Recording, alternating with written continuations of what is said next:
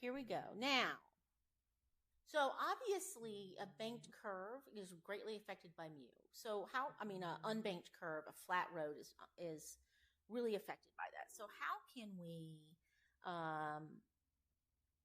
modify the way that we engineer roads so that we don't have to depend on friction to hold us on the road when we go on a curve? Well, we can add an incline to the side of the road. So now, instead of the road being flat and friction being the only thing, what we're going to do is we're going to put an incline on the road, and we're going to use a component of the normal force to keep us in the road. So when we've done incline planes before, we looked at the components of weight, but now we're going to look at the components of the normal force. So the first one is that the car always has weight acting on it, and it always has a normal force that is perpendicular to the ground.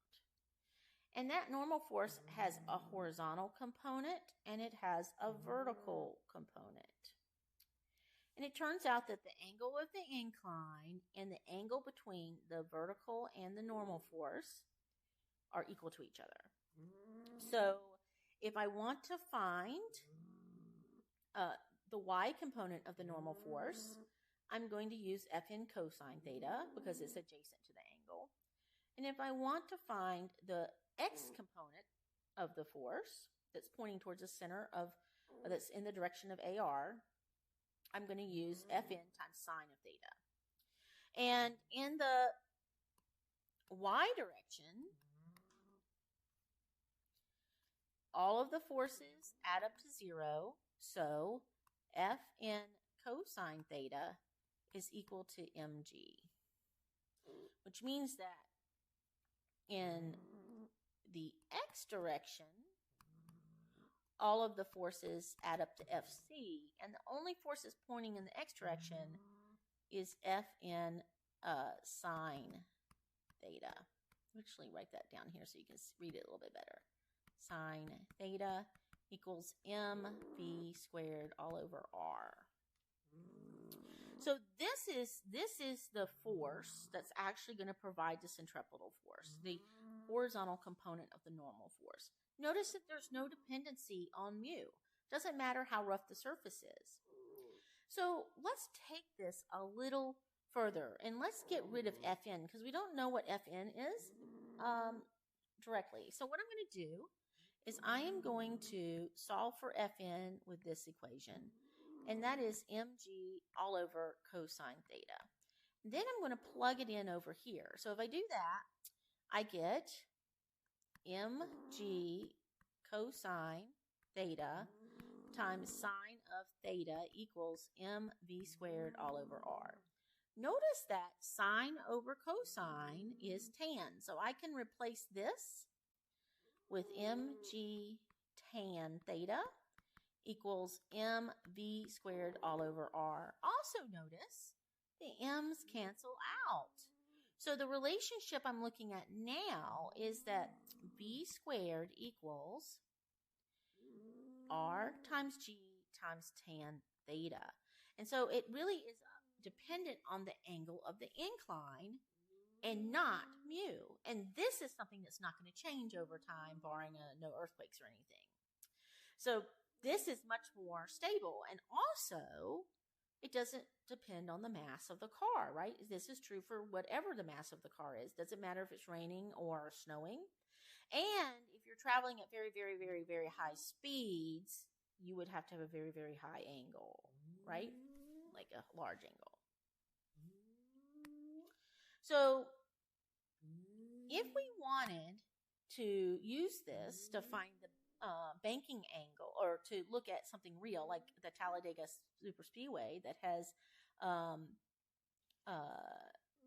36 degree banking angle, and a Martinsville Speedway which has 12 degrees banking angle, and we wanted to find the speeds that they could travel on those tracks, the maximum speeds, let's look at that. So remember that v squared equals rg tan theta. This is called the banking angle, the angle of the bank.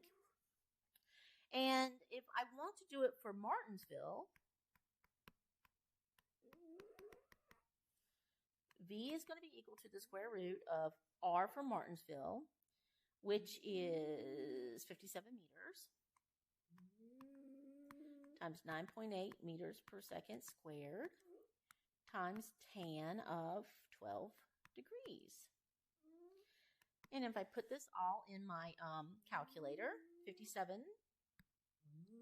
Okay, so my calculator is not the smartest thing in the world, so what I'm going to do is I'm going to take tan of 12 equals, I'm going to make sure that I'm in degrees. I am. 12, and then I'm going to take tan of that. Okay, so for mine, my calculator is just not very smart. And I'm going to multiply it by the radius, which is 57. And I'm going to multiply it by 9.8. And then I have to raise it. I have to take the square root of it, which is this one right here. So that is 10.9 meters per second. 10.9 meters per second. And then if I do the next one, Talladega, V is going to be equal to the square root of 335 meters, much bigger track, times 9.8 meters per second squared, times tan of 36. So I'm going to go back here and I'm going to put 36, and I'm going to take tan of it, times, actually I'm going to clear everything out, make sure everything's good.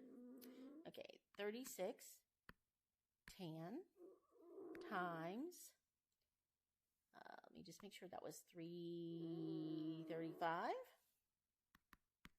times 9.8, 9.8 equals, and then I'm just going to take the square root of it, and that's 48.8. So look at the difference between 48.8 meters per second, which is, if I divide that by 0.44, that is 109 miles per hour versus about 20 miles per hour on Martinsville, which doesn't make sense. So let me just double check that one more time. 57 times 9.8 times the quantity, 12. You know what? I think that is wrong.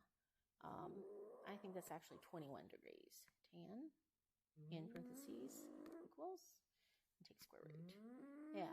So I think I actually probably should have 21 degrees here because that doesn't seem very realistic.